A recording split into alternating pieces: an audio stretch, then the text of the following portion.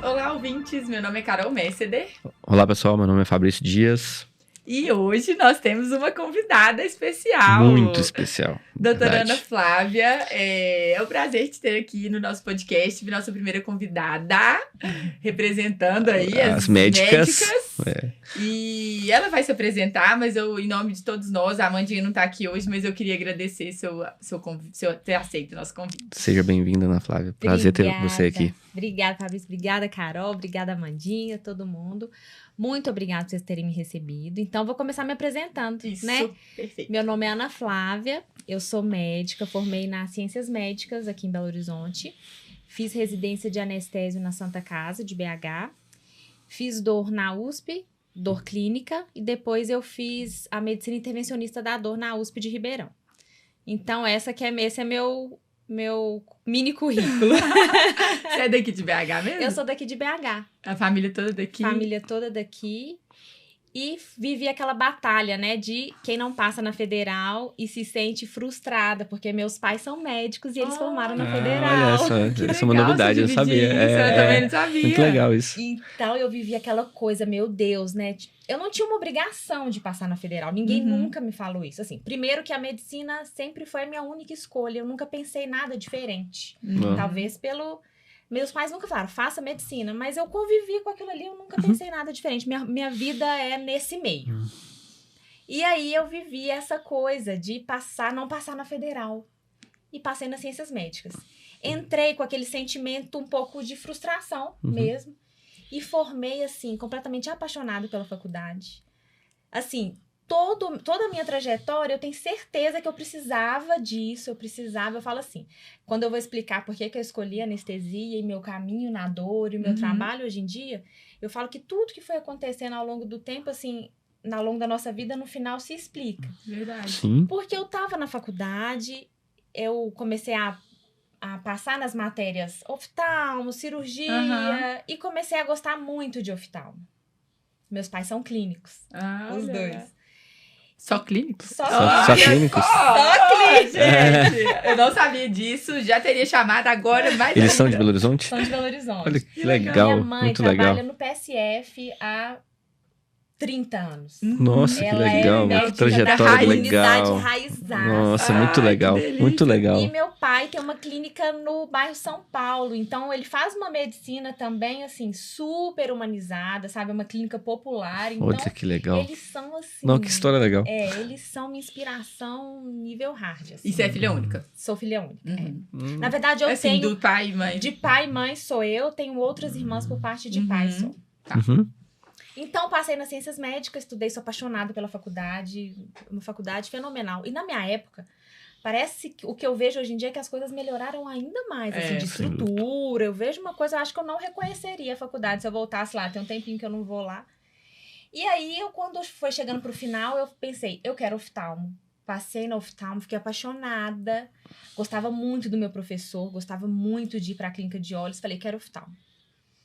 Aí eu formei e passei no Wilton Rocha. Só que eu pensei assim, poxa, eu acabei de sair da faculdade agora. Meus pais pagavam minha faculdade. Eu passei na especialização, que era paga. Ele paga mesmo, verdade. Eu falei, vamos trabalhar um pouquinho? E olha só que interessante, eu poderia ter ido direto. Não sei, me deu uma coisa, falei, não, eu quero trabalhar 1 ano e vou estudar mais e quero passar numa residência mesmo com bolsa. Nesse ano que eu trabalhei, mudou minha cabeça totalmente. Por quê? Eu primeiro trabalhei no PSF, depois eu trabalhei numa clínica lá em Venda Nova, e eu fui percebendo, assim, eu falo que eu tenho um comichão de insatisfação. Foi me dando um comichão de insatisfação com o fato de sentar no consultório e ficar atendendo o paciente. Tudo isso também é um pouco de falta de maturidade, sabe? Porque hoje em dia... Vocês vão ver que eu dei uma volta e voltei para a medicina da dor, que é você sentar e escutar o paciente. Naquela época eu pensei, eu não quero isso, eu não quero essa rotina, eu quero algo dinâmico, eu quero bloco. E uns amigos fazendo anestésio começaram a me falar, eu comecei a pesquisar, falei, é isso que eu quero. No meio do ano eu mudei, vou para anestésio. Passei na Santa Casa. E seus pais davam algum palpite assim na especialidade? Zero. Eles não deram palpite nem pra você entrar na faculdade Nem e nem na entrar, especialidade. Nem na especialidade. Quando eu escolhi anestésio, meu pai, eu lembro dele comentar alguma coisa do tipo assim, a rotina do oftalmo é mais tranquila. Sabe assim? Sabe eu tô pensando na rotina do oftalmo aqui, mas deve ser mais tranquilo mesmo. Aquela diquinha de certeza, Filha, você tem como que a Amandinha fala, que a mãe dela falava... Você quer medicina mesmo? Meu anjo. Você quer medicina mesmo? É isso mesmo que você quer? Tipo assim, a rotina é mais tranquila. Ele me falava assim, e eu falava assim, mas é exatamente isso que eu não quero, eu sou muito dinâmica, eu quero, tá. A gente é jovem, né? Assim, a gente é energia sobrando, né? Ele já com a experiência, já a vivência, já procura mais tranquilo, eu sei o que eu tô falando. Não, eu quero. Você tá no ápice da energia, né? Então, não é? Que dá, nossa, assim, tá... minha filha, vai tranquila, vai pro oftalmo, sabe? Vai tranquila, você gosta. Não é que ninguém tá te forçando, você gosta. Era uma coisa que você já tinha, né? Não, eu quero uma coisa dinâmica, fui pro anestésio. Gente, anestésio é muito dinâmico. Sim. A residência é muito estressante. É uma carga horária muito pesada, a residência da Santa Casa. Excelente, maravilhoso. Foi, pra mim, uma das melhores residências. 2 anos? 3 anos. 3. Então, como eu sei que tem uns ACADs, né, que escutam podcast, é uma das melhores. Pra mim, o HC e a Santa Casa são as melhores residências de anestésio daqui de BH. Só que é uma carga horária muito pesada, porque você tem que pôr a mão na massa, e anestésio é isso. Tem prática mesmo, né? Tem tudo isso, mas é prática, né? É fazer hack, é fazer pele, você precisa ter essa prática. Então, é uma imersão durante 3 anos no bloco cirúrgico. Eu falo que eu era verde, o uniforme da Santa Casa era verde, eu era verde, tem foto assim. Da cor do uniforme, o protótipo do residente que fica lá e mora, né? A gente chegava assim, cedinho, tinha aula às 6 horas da manhã, tinha dia que a gente saía às 9 horas, era muito raro. Postei uma foto no Instagram, você viu? O primeiro dia do R1, tipo assim, era novembro, sei lá, que a gente saiu, era 6h30, aí tem eu e os meus amigos, assim, segurando o relógio e jogando a touca pra cima, lá no bloco da Santa Casa, porque a gente delirou. Isso é muito legal, a gente fala isso com os acadêmicos no hospital, assim, hoje é o horário de chegar, a gente tem horário de chegar, e até hoje é assim, né? A gente tem horário de chegar e não tem horário de sair. Então, assim, fala-se com os residentes, muito com os residentes. É porque às vezes as pessoas ficam apegadas ao horário. Mas até esse horário tá ultrapassando. Gente, pra gente conseguir uma experiência, é isso mesmo. Tem regra, é claro que a gente tenta cumprir tudo, mas tem hora que você vai ter que ficar ali pra você conseguir absorver, pra você fazer o seu trabalho bem feito. Não tem como você ficar se atendo a isso, né? E pensa, anestésio, você tá no meio de uma cirurgia. Nossa, deu 7 horas. Deu meu horário. Bater ponto. Tchau, deixa. Não tem jeito. Eu lembro um fato que, não sei se vocês lembram há uns anos, quando pegou fogo na Santa Casa. Sim. Foi engraçado, entre aspas, não chegou perto do bloco, mas a gente brinca que todo mundo saiu, menos a gente, porque o anestesista... Você vai sair e deixar o paciente? Então, a gente ficou lá dentro, sabe? Então, foi engraçado, assim, esse fato que mostra que o anestesista, ele é o primeiro a chegar e ele é o último a sair. Verdade. Porque a cirurgia pode acabar, o cirurgião vai sair, a gente vai ficar fazendo papel. Depois tem que reavaliar sala o paciente. De recuperação. Exato. Na hora que o paciente sai do bloco, só que o trabalho, ele não acaba, na verdade, né? Mas aquela fase, ele acabou, né? Então, assim... O que eu acho maravilhoso na anestésio, assim? O vínculo com o paciente, ele não é muito grande. Então, maravilhoso no sentido de... Tem gente que não tem essa vontade de criar vínculo com o paciente. Verdade. Então, você vê uma foto do paciente, aquele momento ali. Você não vai acompanhar o pós, o pré, você pode até fazer uma avaliação pré-anestésica, mas você não sabe a condição do paciente. E muda muito isso na dor, né? Porque a minha visão hoje do paciente, a menor... é quando ele vai para o bloco e faz um procedimento cirúrgico. Porque o que eu acompanho pós, eu tenho que pegar informação com a equipe que está acompanhando o paciente antes, que isso muito legal. Muito valioso para a dor, né? Então, assim, olha, esse paciente aqui, ele sente muita dor mesmo. Antes a gente já estava com dificuldade e tal. Então, é diferente. A anestesia, a gente costuma ver uma foto. É verdade. E, do ponto de vista clínico, é algo bem mais amplo. Mas eu tô pensando aqui, a intensidade também que o anestesista cria esse vínculo... Porque tem que ser uma coisa muito rápida e intensa. Exato. Porque, assim, o paciente... E via de regra, isso a gente vê, assim, até na nossa família, no nosso dia a dia. Vai fazer uma cirurgia, é anestesia geral? É tipo... É todo mundo preocupado. Mas é anestesia geral? Não é anestesia geral. Nossa, meu Deus. Aí, assim... aí você tá diante de um paciente ali, assim, eu imagino, né? Morrendo de medo. Você vai ter que criar um vínculo... Porque ele tá ali ele tá nas suas mãos ali. rápido, por mais que isso seja fugaz, como você bem disse, assim, eu acho que deve ser... Você tem que ter uma técnica para você criar esse vínculo com o doente ali que deve ser fantástico, assim. Muito legal. Conectar com ele mesmo, né? Isso é essencial. Essa parte que eu tento passar para os acadêmicos é que a gente não aprende. Isso. Não aprendi na anestesia, não aprendi na dor. Eu não sei. Tem gente que não tem esse tato. Então tem anestesista, tem profissional em todas as áreas que não tem esse tato. Vai chegar, anestesiar e vai embora. Esse acolhimento do paciente é muito importante. O nível de ansiedade que os pacientes entram para a cirurgia é assim. Mais de incontáveis vezes eu anestesiei paciente para cirurgia cardíaca, neuro. O medo não era o procedimento. A gente brinca que assim, o peito vai estar aberto, vai entrar em SEC, vai mexer no coração. Não tá. O problema ele não é esse. Ele não consegue entender isso, né? É anestesia geral. É forte. Tô com medo de não acordar. Eu tenho medo de dormir e sentir dor. De acordar no meio da cirurgia. De acordar no meio da... Aí vem várias coisas, a vizinha, né? Então, a anestesia é muito em volta de mito, de fatos, de desconhecimento. Verdade. Então, esse tempinho que a gente tem pra você explicar pro paciente o que você vai fazer, pra você passar a sua segurança, isso é muito importante. Então, todo anestesista tem que ter isso. Apesar de ser uma foto do momento... A construção da relação médico-paciente tem que ser rápida. Tem que ser rápida e intensa. Muito porque isso legal te ajuda... isso. Até no fato de tudo que a gente faz, procedimento, anestesia, a gente pode ter intercorrência. Sim. E se você tiver uma intercorrência que pode acontecer, você pode fazer a melhor técnica e pode acontecer. Se o seu vínculo está bem estabelecido com o paciente, você já explicou para o paciente os riscos, então não é nada que vai acontecer no escuro. Depois você fala, olha, eu tinha te explicado e aconteceu isso, eu fiz isso para resolver e tá tudo bem agora.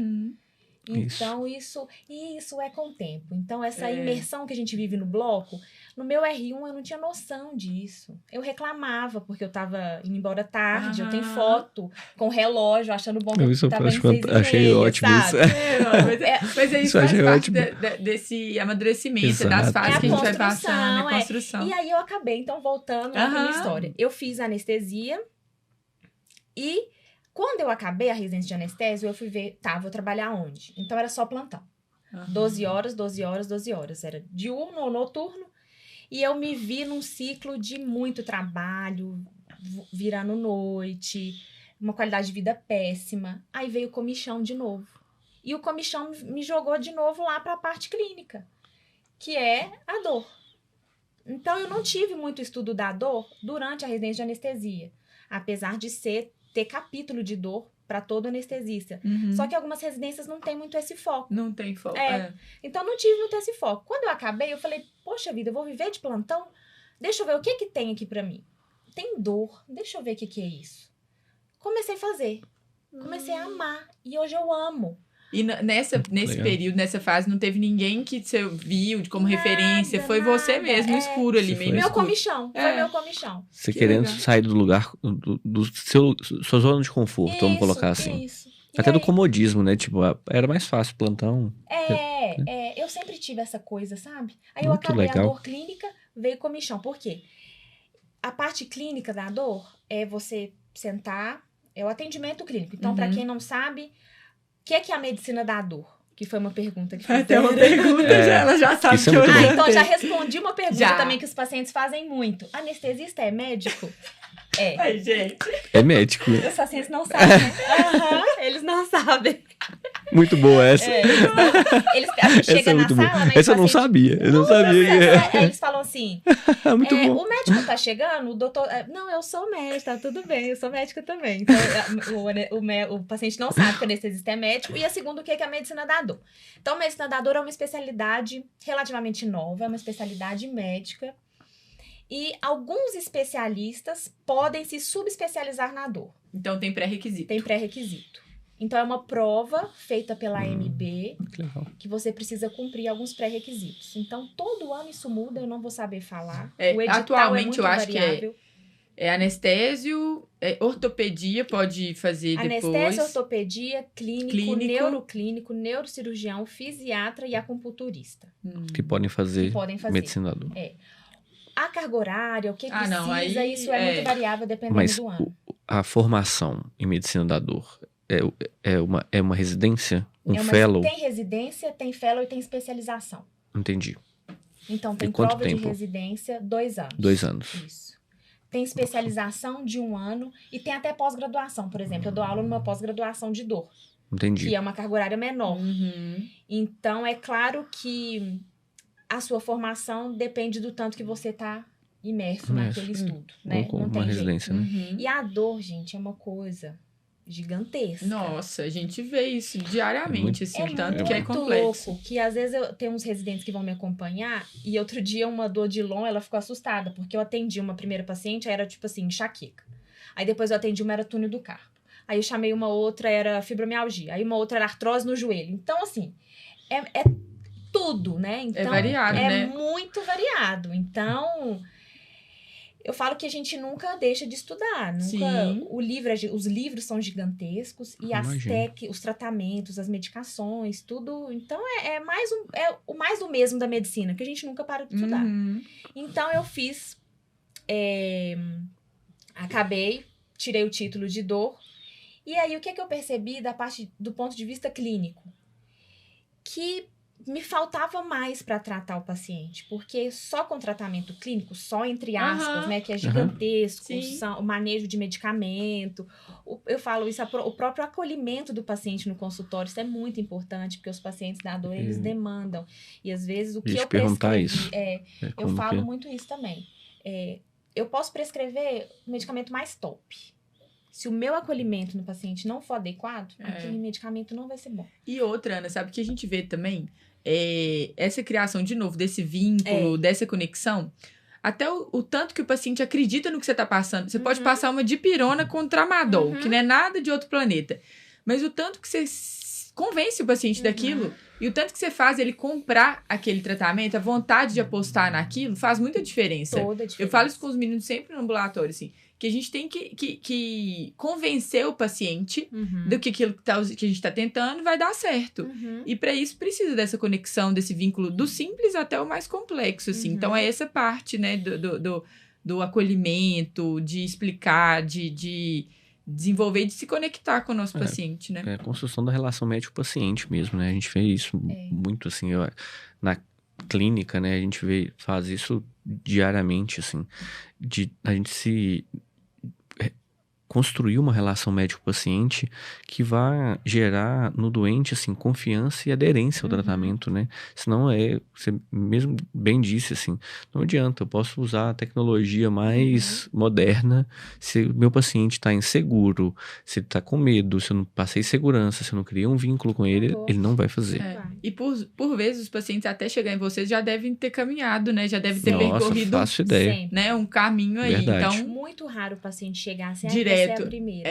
Então, isso ainda torna mais complexo, assim, um grau de dificuldade maior, né? Porque várias relações médico-paciente foram quebradas isso. anteriormente. Às vezes, muitos tratamentos, assim, que seriam eficazes não foram por questões de adesão mesmo, né? Então, assim, imagino que essa parte... Às vezes é mais difícil ainda a gente convencer o paciente a fazer a mesma coisa que ele fez anteriormente. Não funcionou. Exatamente. Né? Às vezes, não, vamos aumentar a dose, vamos fazer já desse fez jeito. Isso. Mas isso pra mim, dipirona é igual água, né? Isso. Eles amam.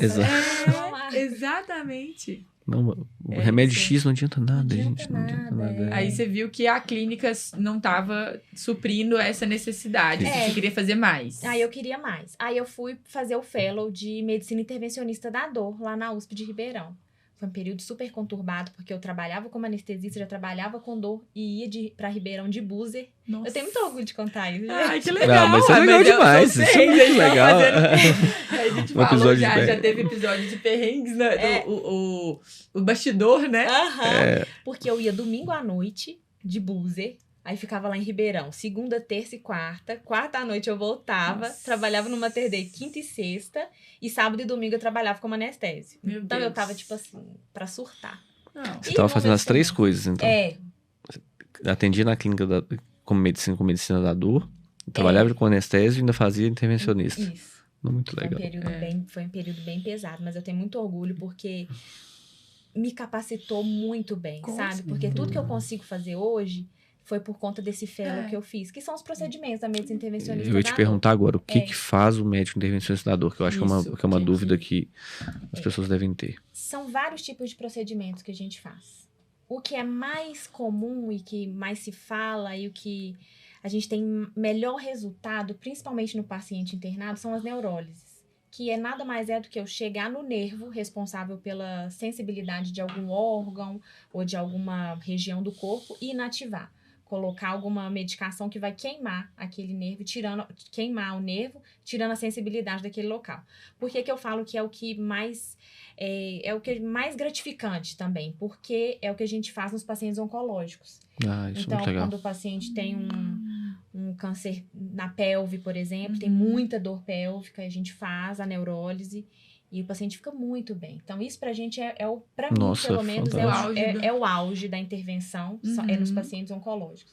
Mas aí tem procedimento intervencionista para tratar enxaqueca, fibromialgia, as artroses, aí vem os procedimentos, bloqueios que a gente faz nas articulações, intermusculares, nas faces, e aí assim... Nossa, é um mundo, né? É um mundo à parte. Eu sou suspeita, porque eu sou completamente apaixonada, assim, eu acho tão legal, eu acho que muito legal mesmo. Muito legal. E como que muda o prognóstico do paciente, muda a qualidade de vida, na verdade, né, assim...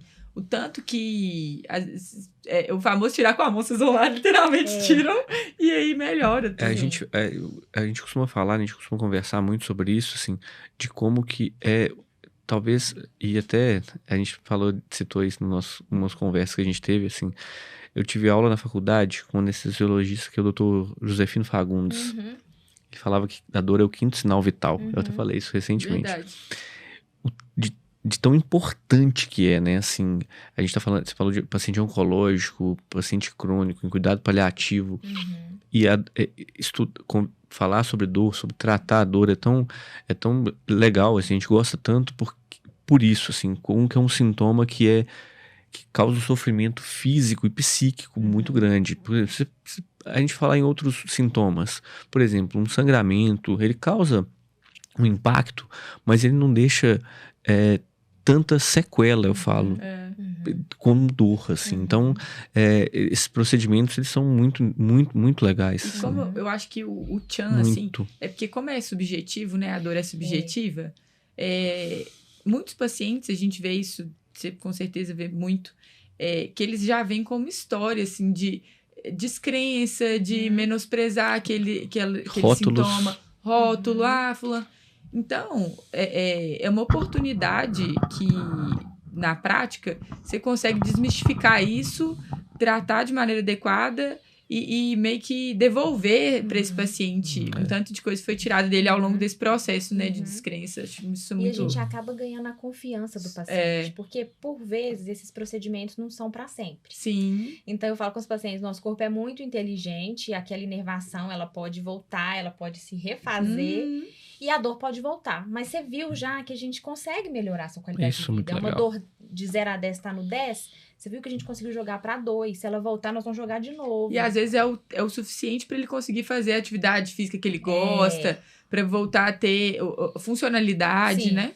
E isso a gente tô pensando mais no oncológico, né? No paciente osteomuscular, por exemplo, isso aí é o exemplo. Porque a atividade física trata tudo. Mas se o paciente tem dor, ele não quer fazer atividade. Não consegue, exatamente, vai limitar. Tá limitando. Então, às vezes o procedimento vem para isso também, para aliviar a dor naquele momento, o paciente conseguir fazer a reabilitação, fisioterapia, atividade física. Então eu sou, assim, apaixonada com essa área, eu sou suspeita para falar. E é muito interessante. E aí foram 2 anos também? Foi 1 ano e meio. 1 ano e meio. E aí depois eu fiz mais 1 ano de ultrassom. Gente, ela é uma máquina. Porque esse lá de Ribeirão são os procedimentos guiados por radioscopia. E aí eu faltava, porque para fazer com radioscopia, tem alguns procedimentos que só assim que a gente consegue fazer. Só que tem que levar pro bloco, agendar a sala. E com ultrassom eu consigo fazer no consultório. Então tem coisa que a gente já consegue resolver de forma mais rápida com ultrassom. E no dia a dia você usa ultrassom? Muito gente, legal. Eu vi uma médica lá, uma vez que a gente estava atendendo um paciente e tinha esse acompanhamento conjunto com a medicina intervencionista da dor. E aí ela levou o ultrassom portátil. Butterfly. Eu quero um butterfly. É muito legal, né? Eu acho muito bacana isso. Não, é impressionante. O negócio você conecta no celular. Wi-Fi. É impressionante. Muito legal. E assim... Pra função também de CTI ia ser útil pra mim só pra isso, né? Mas assim, ia ser... várias coisas. CTI é nosso estetoscópio, a gente costuma falar. Exatamente. Point of care, assim, é muito legal, é muito útil também pra isso, né? Mas isso te dá uma... Você consegue levar isso pro consultório, né? Assim, tirar isso de dentro do hospital, isso é muito legal, assim. Levar o controle de dor para fora, assim. Você reduz a hospitalização, você reduz o uso abusivo de remédio. Muito legal. Esse controle da dor aguda, a gente tá falando mais da crônica, mas a dor aguda, que é o que a gente mais faz no hospital, talvez. O controle da dor no pós-operatório, isso que você falou da memória da dor, é muito importante. Porque, por vezes, quando a gente vai anestesiar a criança que já foi submetida a qualquer procedimento cirúrgico e que teve dor no pós-operatório, a criança tem pânico, tem pavor de bloco cirúrgico, de médico. Por quê? A memória da dor, aquilo fica internalizado. Às vezes é pequenininho, a gente acha que nem sabe, né? Não, era pequenininho, nem lembra. Lembra, é diferente, até a indução anestésica é diferente, a criança agita, às vezes a gente tem que fazer uma pré-medicação antes de entrar no bloco. Então, pensa um adulto, né, que é submetido a vários procedimentos, cirúrgico, como que isso é traumatizante. Então, esse controle da dor aguda também é muito interessante.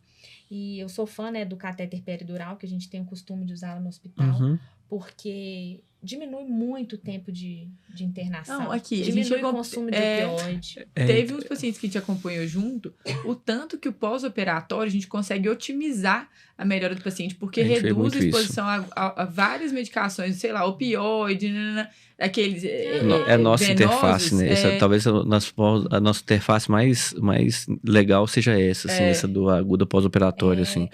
Porque pra gente reduz muito melhora a complicação. Muito a evolução do quadro. 12 horas no CTI, sem usar opioide. Quando muito, 12 horas. Dorme no CTI, vai pro quarto, no outro dia tá andando, tá ótimo. Então, assim... você não tem ilho, você não tem complicação a gente ainda tardia. esbarra um pouco na falta de conhecimento mesmo e na falta de experiência, porque tem alguns cirurgiões que desconhecem ou nunca trabalharam em lugar que tenha a possibilidade de manter um catéter peridural, ou tiveram uma intercorrência, não sei quando, que aconteceu. Tem a falsa ideia de que se tiver alguma complicação abdominal, por exemplo, que o catéter vai falsear. Eu falo, gente, a gente não pode usar a dor como um sinal, assim, de complicação, não. O único sinal, talvez, Exato. né? Várias outras coisas vão acontecer. Então, a dor traz tanto sofrimento. E, assim, um paciente que está sendo submetido a um procedimento cirúrgico, você ainda vai acrescentar, imagina a ansiedade. Aí vem a questão da foto e do completo. O paciente, a ansiedade que ele viveu, a família, uma internação, pode ser uma cirurgia letiva, pode ser uma vesícula. É uma ansiedade geral. Um paciente foi submetido a anestesia, ele está com medo, ele não sabe como que vai ser, ele não sabe como que é o procedimento. Então, você que esperar que a dor seja um sinal de complicação e o único, como você falou, eu acho cruel, sabe? Acho que se a gente tem a possibilidade de aliviar a dor, vamos aliviar a dor e vamos gerenciar. E você consegue tatear isso, né, Ana? Consegue diminuir, aumentar. Então, dá pra você manter uma certa sensibilidade para o paciente te dar esse retorno em relação a isso. Então, eu acho que e é uma coisa que a gente sempre fala aqui, e isso é fácil de resolver. É só você olhar o doente. Cuidar do doente. Você vai identificar uma complicação, assim, olhando o seu doente. Você vai cuidar dele, deixar ele com a dor melhor controlada possível, no caso da dor, né? Mas você vai observar, você vai conseguir ver uma complicação precoce, você vai conseguir ver uma deteriorização clínica sem, às vezes, precisar necessariamente que o paciente te manifeste com uma dor. Pode ser que mesmo com ele vai te manifestar, porque às vezes a complicação que ele vai ter é tão grave que ele vai sentir dor. Mas se a gente não, se a gente consegue ter outros sinais, né? Sinais e sintomas que vão nos direcionar para isso. Uma dúvida dentro disso que você acabou de falar. Quais as cirurgias, assim, que eu tenho uma curiosidade, que, por exemplo, o catéter peridural, hoje que vocês mais indicam, assim, ou que tem mais consolidado na literatura, assim? Cirurgia abdominal e cirurgia torácica. todas as cirurgias, toda e qualquer cirurgia abdominal, assim. Então, eu acho assim, que no melhor dos mundos, toda cirurgia a gente passaria, pensando que se o paciente instabilizar, por exemplo, a gente não vai usar o catéter, mas deixa na possibilidade de ter o catéter. Uhum. Porque, por exemplo, se o paciente sair chocado da cirurgia, se for uma cirurgia que vai ter um sangramento, a gente não vai iniciar a medicação naquele momento, pode ser, mas quando o paciente for estubado, a gente tem a possibilidade de usar. E a gente já teve paciente que ficou dias com catéter. Então, essa preocupação de infecção, ela tem que existir, mas não é nada urgente, a ponto de 24, 48 horas a gente consiga esperar. E dentro disso, assim, você falou, por exemplo, paciente entubado no CTI. Vocês falam que não usam por conta da segurança ou porque esse paciente vai ser, por exemplo... Eu tô pensando na analgesia dele dentro do CTI mesmo, assim. Existe, por exemplo... Pode dar conforto pro tubo, por exemplo? Pode, e dá. Porque isso é fantástico, né? Dá. Porque gente isso já fez, vai me economizar... a gente já passou catéter em paciente entubado no CTI, porque não estava conseguindo estubar. Olha que fantástico, gente. Torácica. É muito legal. A gente tava falando disso essa semana. Eu não tive a consciência do paciente, assim. Na UTI, que a gente queria deixar sem sedação, sem nada... Mas queria um conforto, né? E aí esbarrava nisso, porque a gente acreditava que a sedação podia estar atrapalhando, assumir Exato, assim, a gente vê isso com frequência no CTI. Hoje em dia a gente tem a tendência cada vez maior de sedar menos os doentes, assim, deixar os doentes confortáveis, mas com menos sedados possível. E assim, num pós-operatório que você tem milhões de motivos para você sentir dor, você conseguir mesmo no paciente que seja a instabilidade muitas vezes é transitória, você consegue fazer isso. Nossa, é muito legal. O paciente com dor, ele não vai acordar tranquilo, porque ele não entende o que está acontecendo. Então, você pensa, fez uma cirurgia, nesse caso, foi um caso até foi um trauma torácico e ele tinha fratura de múltiplas... Nossa, faço ideia. Então, tinha muita dor e estava entubado. E toda vez que diminuía a sedação, ele acordava louco, porque ele estava com muita dor. Então, era um paciente que tinha condições de ser estubado. Então, a gente passou o catéter, começou uma dose baixa, ele acordou muito mais tranquilo e foi estubado. Olha que maravilha. E assim ele ficou. Então, às vezes, eu falo assim, o que a gente não conhece, a gente não pensa mesmo. Sim. Né? A gente fala isso das doenças, né? A gente só cumprimenta que a gente conhece. Exatamente. Então... Mesma coisa dos procedimentos. Né? Os procedimentos também. Então, é muito importante sempre a gente falar, é o que eu tento fazer no Instagram, porque...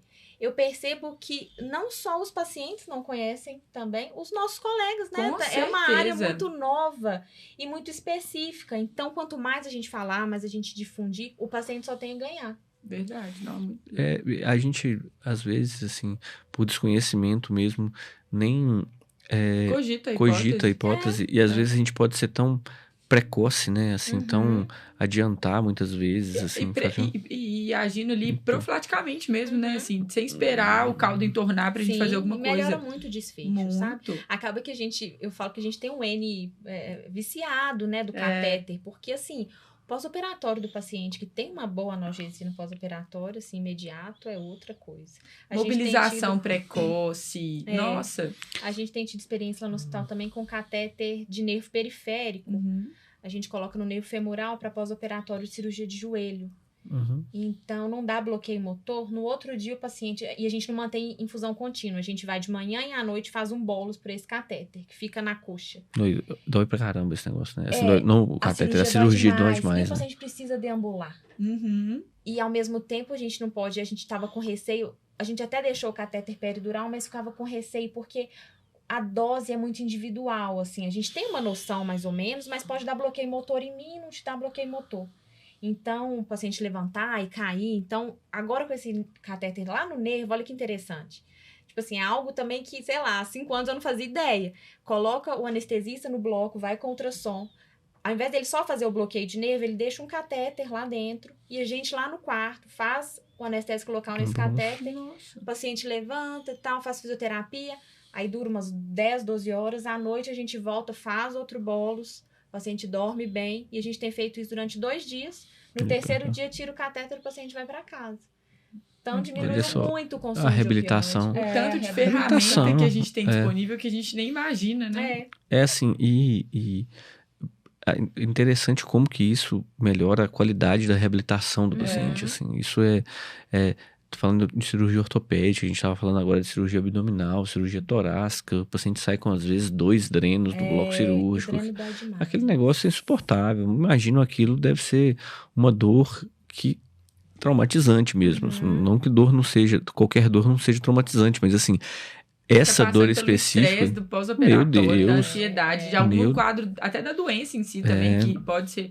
É aquele conceito de dor total, que também que dá muito do cuidado paliativo, do cuidado paliativo, mas que se aplica quando a gente tem noção disso, né, das várias facetas que estão relacionadas ali na dor, a gente consegue tratar isso de maneira mais completa, né, para o nosso paciente. E isso, até uma dúvida agora, até de gestão mesmo, os convênios liberam, por exemplo, a gente trabalha no hospital privado, os convênios liberam esses bloqueios todos no nosso hospital, sim.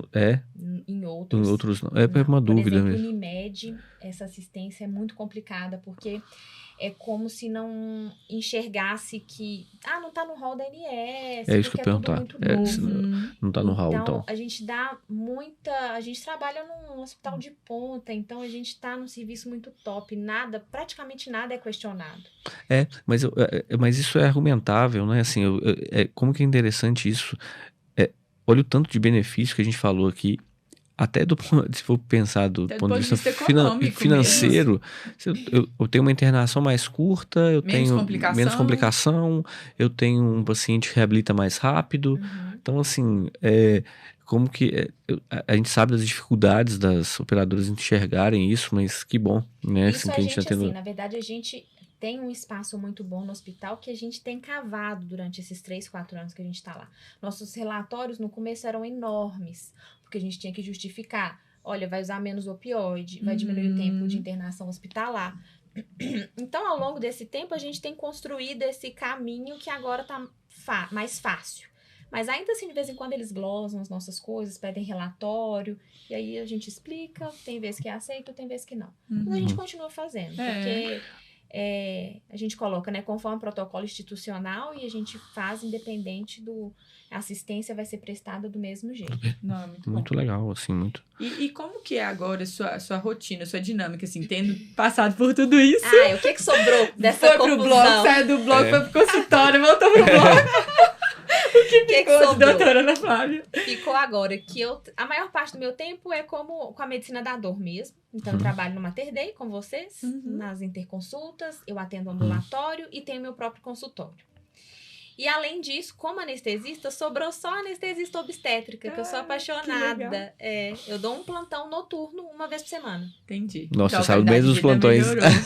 Então melhorou bem. E você consegue ter um pouquinho daquela adrenalina, daquela coisa do bloco, que deve ser gostoso também, assim. E assim, eu tive alguns pensamentos de sair desses plantões, mas eu não quero abrir mão da anestesia. Eu não quero deixar de ser anestesista, sabe? Se eu sair desse plantão, é um caminho sem volta. Porque a gente vai, né? A gente não vai ser minha prática. Sim. E eu não quero perder essa prática. No Mater Dei, não. Não, é no Neocenter. No Neocenter. Então, no Mater Dei é só medicina da dor, né? Isso. Mas se eu te chamar para meu próximo menino... Não posso. Não, posso lá segurar só a mão. Não. A gente já tinha combinado que você ia fazer próximo. Mas tem muita gente boa lá. Mas, nossa, Conflito de interesse. Mas, por exemplo, quando você vai no bloco, você vai para fazer como medicina intervencionista. Sim, aí eu vou no papel de cirurgião.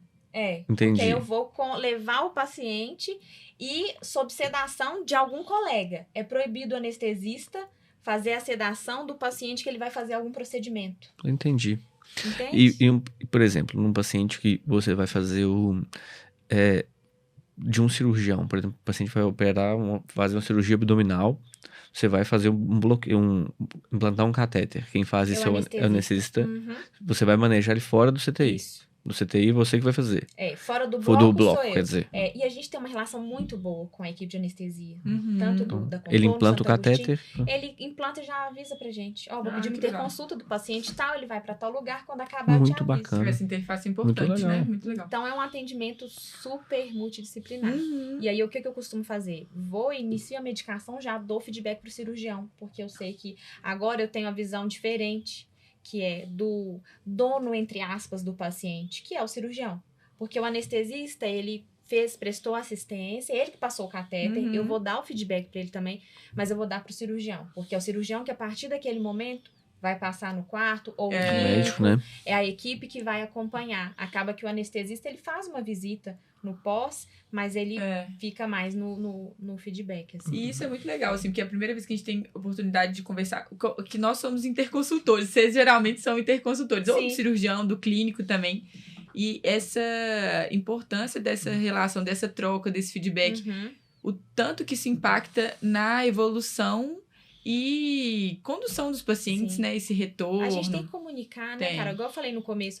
Às vezes vocês sabem falar, assim, que o paciente é mais sensível à dor. É verdade. Ou o que já foi tentado antes, né? Às vezes tudo também. Isso tem surgido, catéter, bloqueio de nervo periférico, a medicina intervencionista da dor, tudo isso é como forma de poupar o opioide, por conta da crise dos opioides. Então, é uma questão, você até me perguntou a respeito do como que o clínico pode melhorar, né, o seu atendimento. E aí é muito difícil a gente falar de opioide, porque a gente não pode nem ter medo de usar, nem usar em excesso. E às vezes chegar nesse equilíbrio é difícil até pra gente que tá todos os dias trabalhando com a dor. Então, uma coisa muito importante, principalmente no pronto atendimento, é saber triar aquele paciente. Dor é subjetiva. Então, muito difícil isso. Muito difícil. Dor é subjetiva. Então, pra mim, eu tenho assim, eu vou sempre acreditar na dor que o paciente tá me falando. Não tem como, eu trabalho com isso. Né, a minha especialidade que eu escolhi, eu vou acreditar naquilo. Se ao longo do tempo, alguns sinais, as coisas não forem batendo, vai me acendendo umas luzinhas. Por exemplo, hoje eu tava com uma paciente lá em Betim, ela tá internada, ela tem anemia falciforme, já me acende uma luzinha. Porque são pacientes que têm dores recorrentes, lidas ao pronto atendimento. E aí acendeu uma luzinha. E ela me relatava que estava com muita dor naquele momento, mas assim, o rosto tranquilo. A gente tem pacientes com muita dor, nota 10. O paciente, ele tá inquieto no leito, ele tá com faces de dor. Frequência dela 90, 80 e pouco. Então, assim, esses sinais... Eu sei que no pronto atendimento é difícil a gente pegar, porque também é um momento, né...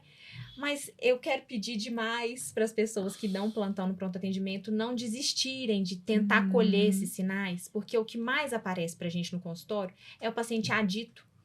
E isso o tratamento é muito E aí, isso é um ponto muito, muito importante, eu acho. Porque aí a gente viveu essa crise de opioide, assim, a gente está importando isso dos Estados Unidos, né? A gente importa tanta coisa ruim, né, de lá, e uma delas é essa, né, assim, e nos Estados Unidos isso é uma epidemia, né, assim, abuso de opioide, né, e aqui a gente vive isso nos prontos atendimentos, assim, e é bom escutar você falar isso, assim, porque até pro plantonista que tá ali, que a gente sabe que ele tá vivendo, que muitas vezes ele tá naquela correria do pronto-socorro, mas saber que ele tem um backup também de um médico que vai cuidar da dor do paciente. Então, ele pode falar assim, olha, eu vou te medicar. Eu entendi que você tá com dor. Eu vou te medicar aqui, só que eu vou te dar um remédio aqui, você vai procurar um médico X fora daqui, porque isso você precisa de acompanhar a dor.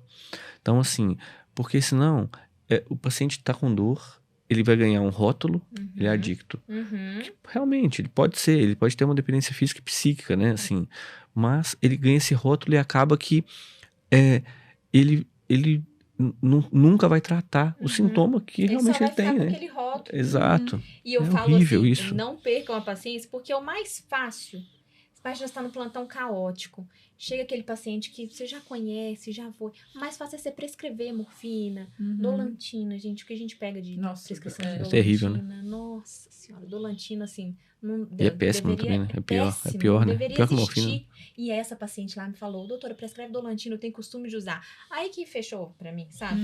Então, assim, o mais fácil, eu sei que o plantão tá lotado, o mais fácil é você fazer a prescrição, vai dar. Mas não faça isso, porque é uma questão de saúde pública mesmo, é uma questão muito complicada, o tratamento não é fácil. Então, só de você saber identificar esse paciente, ótimo, e saiba referenciar. Olha, eu vou fazer dipirona, anti-inflamatório, vou fazer isso é o que tem aqui. E você vai procurar um médico especialista no tratamento da dor, fulano de tal, ou pode procurar qualquer um. E assim, na maior parte das vezes a gente vai pedir ajuda do psiquiatra, de tão difícil que é manejar. Sim, a gente teve casos assim no hospital, com uma equipe multidisciplinar mesmo, assim, é muito complexo. Então não é no pronto atendimento, a gente sabe que no pronto atendimento não vai resolver, mas tente não piorar. Então eu acho que ou não perpetuar também, tipo, dificultar um pouquinho as coisas para aquele paciente procurar o caminho certo, né? O caminho que vai tirar. Tratar de forma, assim, sabe, com preconceito, isso só piora para o paciente, porque é um paciente que vem sofrendo, já tá sofrido com a dor. Se ela existe ou não, aí vai ser uma coisa que a gente vai, né, em uma outra consulta. Então, ter esse conhecimento é muito importante e ao mesmo tempo, não ter medo de usar o opioide.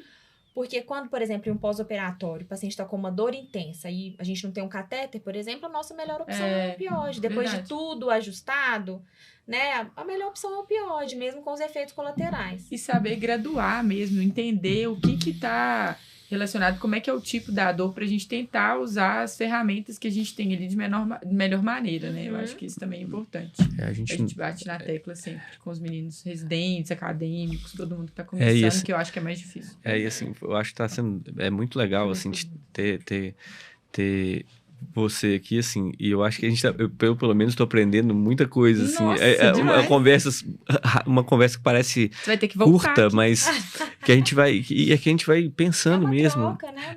E a gente vai até tirando até preconceitos que a gente tem, né, assim, que são ruins, assim, que atrapalham o nosso, né, a condução dos casos, assim, como que a gente pode ser mais, às vezes, mais intervencionista, mas fazer muito melhor pro doente, né, assim, é bem interessante ver ter essa visão, sabe, de um especialista em dor e a gente aprender essas nuances mesmo. É algo muito novo, muito legal. Vai sendo construído. Vamos para as perguntas, alguma consideração até agora?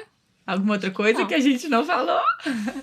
Muito legal a sua história. Eu adorei também. Tinha várias muito coisas legal. Eu deixei o máximo. Mas a gente ama essa parte, porque muita gente se identifica também, né?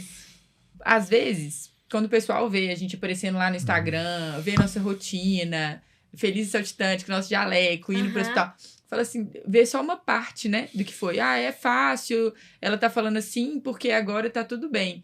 Mas, na verdade, foi uma construção que é longa.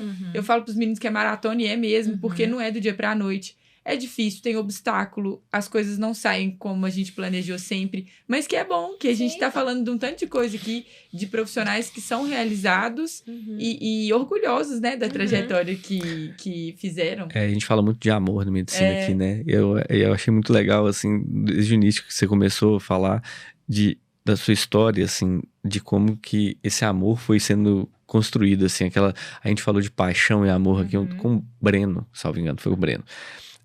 E a gente falou da paixão, na sua história claramente é isso, assim, você foi se apaixonando pelas coisas e depois isso foi transformando num amor que salta aos olhos, também, assim. A relação médico-paciente que os meus pais têm muito com os bacana, pacientes assim. É daquela medicina antiga, sabe? Que é da prazeroso. Família, que a minha mãe conhece, os netos, os filhos, a avó, sabe? Então isso vem do exemplo. Eu não imagino uma medicina diferente dessa. Pra mim não existe outra possibilidade. Assim. Mas sabe que antiga isso é muito moderna, legal? Né? Isso, exatamente. Antiga e moderna, né? Mas é verdade. Super moderna. Porque a gente vai e cai no mesmo lugar, que é a relação médico-paciente. Sim. E ter profissionais que nos inspiram muda. Por isso que eu te perguntei se tinha alguém dentro da dor ou da anestesia. Porque quando você tem, assim, um exemplo, igual eu tive na clínica, por exemplo, eu olhava e falava assim, gente, eu não me contento em ser diferente dessa pessoa, do que ela faz para o paciente. Então, isso é muito legal, assim, a gente ter essa fonte de inspiração nos motiva, né, a buscar melhorar sempre. E o mais lindo é que as maiores inspirações dela estão na casa dela, né? Então, assim, estão dentro de casa, né? Muito lindo, né? Ó, perguntas. Quando sei que é a hora de procurar um especialista da dor? Tá. Dores que não são resolvidas de forma mais simples. Porque se tivesse sido resolvido, o paciente não vai chegar no especialista da dor. Então, as dores crônicas, de uma forma geral, que são dores que duram mais que 3 meses, qualquer dor. Então, da cabeça aos pés. Porque antes disso, não tem necessidade. Talvez se você for num bom clínico, tudo vai ser resolvido. Talvez tenha uma questão clínica mais importante do que um médico da dor que vai conseguir te ajudar. Ótimo. Teve uma que perguntou se medicina da dor é uma especialidade. Você já muito bem, por sinal. O que considerar para optar por anestésio? Quais pontos que você considerou? Isso é legal, os meninos estão para fazer prova de residência e sempre é uma questão, assim, como é que eu escolho tal especialidade? Pontos positivos, negativos, pode colocar aí uns negativos positivos que você considerou, assim, em anestésio. Positivo é que apesar do mercado aqui em BH não estar tão bom como na minha época, quando eu acabei a residência... É uma pergunta que eu ia te fazer sobre o mercado de trabalho. Ainda sempre tem plantão. Sempre tem lugar de plantão. Então, FEMIG, no João 23, no SUS, você sempre vai conseguir o seu espacinho. Então, é algo que você acaba a residência, você já consegue trabalhar. Já consegue me insertar no mercado. Rápido. Não quer dizer que a remuneração vai ser boa de cara. Na anestesia, ela tende a melhorar gradualmente. E aí, você costuma chegar num platô. Mas é um platô muito bom. Principalmente comparado com todas as outras especialidades. Então, financeiramente, não dá para se queixar, sabe? Por enquanto, ainda tá bom. Eu falo por enquanto porque o mercado tá cada vez mais inchado, então, né, creio... E assim, aumenta a quantidade de gente formando e não aumenta a quantidade de hospital. Então, creio que daqui a pouco isso já vai começar a ficar pior. Ponto negativo, a qualidade de vida. E... assim, não é preconceito, até porque eu sou mulher, mas para mulher costuma ser um pouco mais difícil dedicar família, casa e anestésio. É a próxima pergunta que fizeram aqui. Se você, como mulher, viu alguma dificuldade a mais dessa rotina da anestésio? Eu não vi, porque eu ainda não sou mãe, ainda não constituí a minha família. E é claro que, assim, ainda assim, minha rotina também não é simples. E eu sei que mulher sempre dá um jeito e tal. Mas, por exemplo, uma mulher que entra num grupo de anestesia, por exemplo, no hospital privado, a dedicação é assim, não tem hora. É mais ou menos uma residência. Então, você não tem hora para sair. Então, essa rotina é um pouco mais complicada. Antigamente, quando eu entrei na residência, já estava começando a não ter mais preconceito. Mas antigamente tinha muito preconceito com mulher. E no bloco cirúrgico ainda tem um pouco, assim, assim, se você tiver um homem para anestesiar e uma mulher para anestesiar, antigamente, a maior parte das pessoas iam preferir os homens. Hoje em dia isso mudou um pouco, não tem mais tanto essa questão. Tem a questão o que você quer para sua vida. Então, se você quer dedicar muito à sua casa, à sua família, você pode ser anestesista, sim, claro, mas talvez em grupo você vai ter um pouco mais de dificuldade. Entendi. E eles têm também esse pensamento, tá? Não vamos mentir, falar que não tem, não, porque a admissão de mulheres e homens nos grupos é assim, totalmente diferente. Isso é um ponto que a gente tem que considerar mesmo, assim. Porque pesa, né? De acordo com o objetivo de cada um, o tempo que vai dedicar e até a fase da carreira que tá também. Tô nova, por esse período aqui eu quero fazer isso e depois muda. A gente deu vários exemplos de carreiras, de como que a nossa carreira vai se construindo também. Que um momento a gente quer uma coisa, aí passa alguns anos, você mudou e você tem essa possibilidade de transitar aí dentro da especialidade por algumas medicina faz a gente te abre um leque, né, de opções e de possibilidades muito grande, né? É verdade. Deixa eu ver. A última para fechar. Falaram que foram no seu Instagram e viram que você faz atividade física. Como você consegue? Adorei. Já me stalkearam. Você vai ganhar seguidores, pelo menos isso. Seguidores. Ai, gente, segue a doutora Ana Flávia. Como é que é seu Insta, amiga? Deixa eu pegar aqui. DRA.AnaFláviaVieira. Eu já marquei ela, mas eu vou marcar de novo. A gente vai fazer uma foto e vou marcar de novo. Então, porque seria hipocrisia eu não fazer atividade física, porque é algo que eu falo todos os dias com os meus pacientes. Isso porque é um ponto toda importante. dor, assim, ela vai ser tratada, ajuda muito a atividade física. Segundo, que eu sempre fiz. Então, é algo que eu preciso. Eu sou muito ansiosa, eu sou muito agitada. Então, né, vocês perceberam, né? Não percebi. Não percebi. E como eu consigo organização mesmo, assim. É porque isso estabelecer aquilo como prioridade e dar um jeito de fazer, né? Porque se você esperar tempo perfeito... É claro que tem dia que eu entro no hospital e não vou ter hora pra sair. Aquele dia eu vou desmarcar e tá tudo bem. No outro dia eu compenso. Não pode desmarcar sempre. Sim. Então é algo que me faz bem. Eu sei que é pra minha saúde. Atividade física... Todo mundo deve fazer pra saúde, independente se tem dor, se não tem. E eu gosto de falar que a rede social, ela não nos permite mais ser hipócrita. Quem tá na rede social ali, porque você tá pregando uma coisa pro seu paciente, e aí você tem um estilo de vida completamente diferente do que você prega, é uma hipocrisia que por muitos anos aconteceu e não tem problema nenhum, mas que diante da rede social e dessa conexão com os pacientes, muita gente tem como seguidores pacientes e tem esse público... não dá tanto, não cola mais, né, assim, isso é legal, porque é praticar aquilo que a gente prega e que a gente fala para os nossos pacientes. Isso, eu acho que talvez da rede social, para quem enxerga isso da maneira que vocês enxergam, assim, que você tá falando, Carol, assim, é muito legal, assim, de enxergar vocês como eu tô aqui falando, sendo um exemplo, né? Até então, de inspiração. A gente tava falando de inspiração, né? A gente é um pouco de inspiração para os nossos pacientes, para os nossos colegas acadêmicos, residentes. Seguidores. Vez por outra, alguém fala assim, nossa, tal dia eu não ia de jeito nenhum, eu olhei lá, era 9 horas, você tava fazendo alguma coisa. Fui também. Agora eu vou também. Isso aí. Muito legal. E assim, se uma pessoa fala isso, eu já me sinto também. Nossa, valeu Valeu a pena. Então, essa exposição louca aqui desse Instagram. Esse muito trabalho que dá gente valoriza. Essas blogueiras aqui. Muito bom.